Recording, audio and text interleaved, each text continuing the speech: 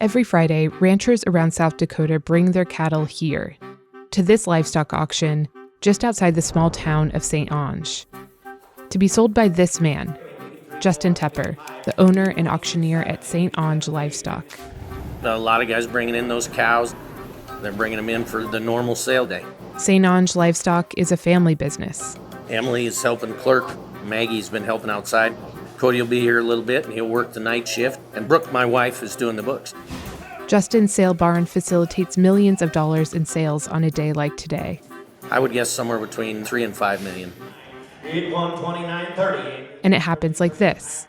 Cattle get dropped off in this pen, then they are tagged and shuffled along this labyrinth-like system until it's their turn to be sold, and they enter the sale barn here. This ring is actually a huge scale, so bidders know how much the cattle weigh. As the bidders, who are other ranchers, watch from the stands, Justin or another auctioneer lead the auction with what's called a chant. 56 half, and now 7, 83, 4, 83, 4. So that's what the auction's all about, is trying to create a fevered pitch that get you to bid 1 or 2 more times more than you anticipated because you're caught up in the moment. Bidders are looking at the cow's weight, breed, and age, and considering outside factors like the weather and the futures market. An almost imperceptible raise of the hand indicates a bid, and it all ends with the highest bidder. 53 half, 4, and sold 53, 5800X.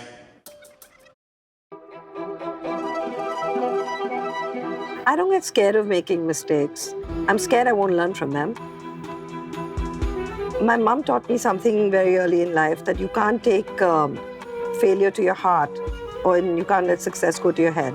I think there is a restlessness that makes you keep answering the where next question. Bidder. 53 half, 4, and sold 53, 5800X. This process happens more than 100 times that day. It is price discovery at work, creating a value for a commodity, in this case through friendly competition. When they come into the cafe, they'll sit and visit with each other and be very cordial. Sooner or later, they'll be split up out in the seats and they'll be bidding against each other. Small farmers and ranchers selling their product at auction has a long legacy in the U.S. And the stakes are high for people selling cattle. For some, the highest bid on this board is all the money they'll make that year. And lately, those prices haven't been enough for many of them to make it. In the past 50 years, about 40% of cattle ranchers have gone out of business. Healthy competition in a market means that there are numerous small producers and buyers who compete equally for a commodity. And as a result, not one player exerts outsized control over its price. But in the American beef industry, something's off balance, and it's ruining the competition for everyone.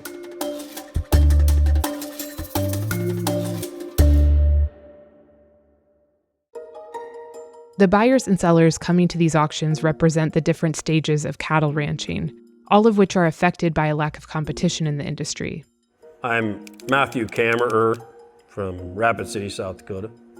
Matthew is a cow-calf producer, a small-scale rancher who breeds cows and raises calves on grass until a certain age. From getting up in all kinds of weather and times of night to check on first calf heifers, to branding in the springtime, putting up hay for feed in the winter, and hopefully we bring one hell of a product here for the backgrounder. A backgrounder is the next ranch cattle usually cycle through, another small or medium-scale ranch where calves graze until they reach a certain weight. I buy from the producer who raised that calf as a baby. They'll feed them to an age of 700 pounds. Then a backgrounder sells to a feedlot, like this one. I'm Ted Thompson from Whitewood, South Dakota. We take cattle to feed yards and finish cattle. Just like it sounds, finishing cattle is the last step of the cattle production cycle. The feedlot owner then sells the finished cattle to the meat packer, the company that slaughters them and sells their meat to consumers, companies like Tyson or National Beef. These 3 types of ranchers do all of their sales through competitive bidding at livestock auctions like Justin's. But the sale between feedlot owners and the meat packers looks a lot different. And that has to do with this powerful player and over a century of history. The creation of our antitrust laws really is tied to the meat industry. Claire Kellaway is a reporter and researcher on consolidation in agriculture. I report on everywhere where corporate power shows up across the food supply chain. Around the turn of the century, there were highly consolidated meat packers. They were called the Beef Trust, 5 companies that controlled most of the market. That's generally considered excessively concentrated, and so you have risks of companies not competing for the lowest prices, all different kinds of what we would consider anti-competitive or unfair behavior. It prompted an outcry over the prices and conditions for farmers who were working with these meat packers. In 1921, President Warren Harding signed the Packers and Stockyards Act into law to assure fair competition and to safeguard farmers and ranchers. In the decades after this law was passed, the top 4 meatpacking companies in the beef industry controlled about 25% of the market. That's under the 40% threshold of what's considered an overly concentrated market.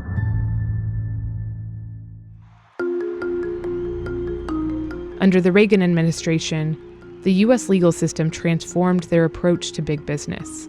Around the 1980s, a really conservative school of economic thought took over a lot of policy, including antitrust, and this allowed for a super permissive antitrust policy. What followed was 40 years of mergers and acquisitions, especially in the meatpacking industry, without the U.S. government intervening. Over that same time, while ranches went out of business, feedlots got a lot bigger to service their corporate customers. This drive to become bigger and to cut costs, pushing more destructive forms of livestock production. So the rise of more concentrated animal farms, which have huge externalized costs on the environment.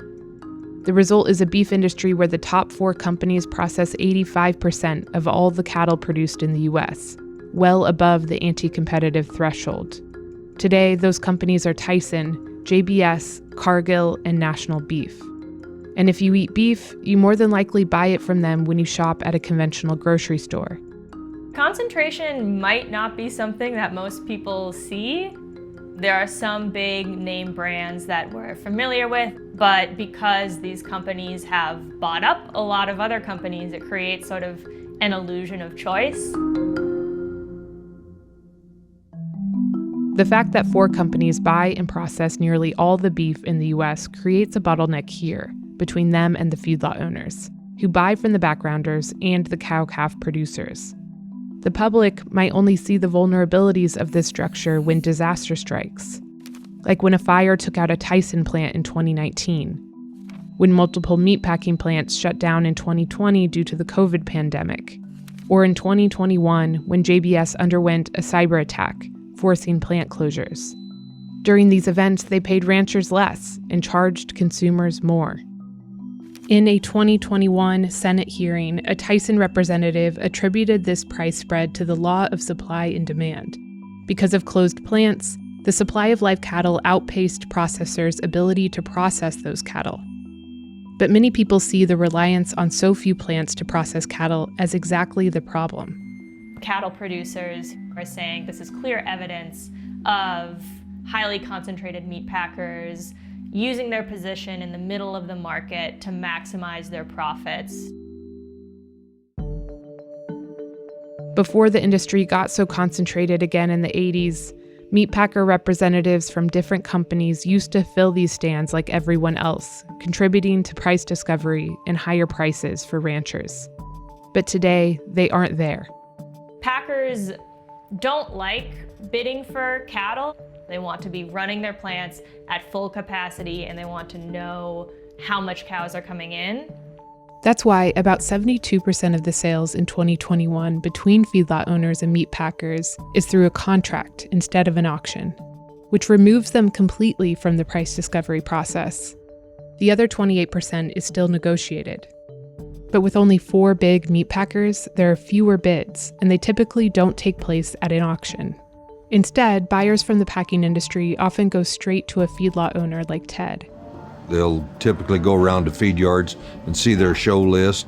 Many times they don't see any buyers. They may get a phone call from them and say, This is what we'll give today. there's not a competitive nature that happens there. In Colorado, for example, 2 years of USDA reports like this one show negotiated cattle prices as confidential because there are so few bidders that disclosing prices might reveal who the bidder is, a violation of confidentiality laws. More competition raises prices, something every cattle rancher like Brad knows from experience. I gotta check this one. Yeah, all good. He paused our interview to bid on a live stream of an auction happening at a sale barn. There's all the information, just like you see in the sale barn. 14 head. I'm gonna bid right here. Did it go through? Yep. See, he tells me. I'm gonna stay off. So you didn't win that one? Nope. No? It was too high? That's where I wanted to stop. Yeah. $70. Yep. Yeah. But what did you do for the person that won that bid? I think he was asking 160. So between me and the people in the seats there, it's $40 that rancher put in his pocket just because he had competitive people per calf. And then that's a huge deal. You know, a lot of times it's make or break. Probably the most important bidder in the price discovery or the auction process is the guy who didn't get him, because he bid against the guy who got him right up till the last bid, so he drove that price there. Not having those competitive bids for the sale between meat packers and feedlot owners means Ted might get a lower price, which means they have less to bid on for the backgrounder, like Brad. And the backgrounder has less to give to the cow-calf producer, like Matthew. And that trickle-down effect is one reason why about 40% of cattle ranches have disappeared since 1980, which means rural America has lost hundreds of thousands of small family businesses. I'm wondering whether you're worried about the survival of your business. Yep. It's a legacy out there. And it's not going to get any easier for these families. It's losing a legacy of the family ranch and stuff. Great grandpa came here in 1882, and I live in the same log house that he built. It's infuriating. Think of what some of that money, if it would have trickled down to the countryside, where we would be. The Senate Agriculture Committee looked at cattle industry markets, including the rise in beef prices. In 2021, the U.S. government started investigating whether lack of competition in cattle markets requires legal or policy intervention. And Justin Tupper was there to testify. I want to welcome to the committee Mr. Justin Tupper. Since 2015, corporate packers' gross margin has ballooned from an average of $100 to $200 a head to well over $1,000 a head. While cattle producers go out of business and consumers pay double or even triple at the meat counter. Solutions to promote competition include a proposed bill that would reduce the amount of contract sales between feedlot owners and meat packers from 72% to 50%. Or making it easier for more meatpacking companies, more bidders in other words, to enter the market. To enforcing antitrust laws that were created for this very purpose. The American rancher often serves as a symbol of independence, but they've lost their independence from the few corporations that control the beef industry and make it impossible to compete. Thanks for watching this first episode of our series with Future